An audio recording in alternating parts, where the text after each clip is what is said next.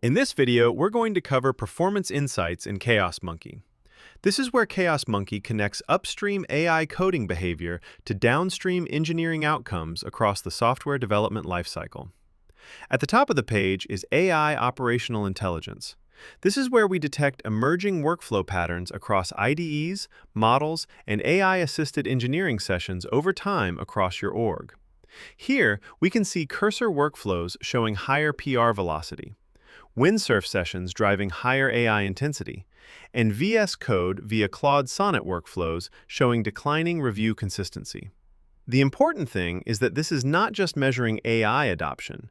It's measuring how different AI workflows behave operationally inside a real engineering organization. Below that is IDE Operational Posture. This is where we start identifying which tools appear strongest for different engineering contexts. Cursor is showing stronger sustained focus windows and delivery-critical throughput. Windsurf appears better suited for exploratory iteration and high AI throughput, but also correlates with elevated review variance. And VS Code with Claude Sonnet is showing more governance and coordination stability. Now let's move into performance insights. This is where ChaosMonkey starts connecting AI workflow behavior to actual delivery outcomes.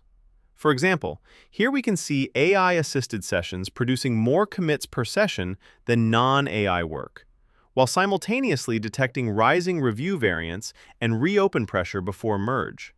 So the platform isn't just measuring velocity, and at the executive summary layer, ChaosMonkey rolls those operational signals into higher-level findings and recommended actions engineering leaders can actually use. ChaosMonkey helps you understand how AI coding workflows are impacting engineering performance, operational stability, and delivery outcomes across the SDLC. Visit chaosmonkey.dev to get access today.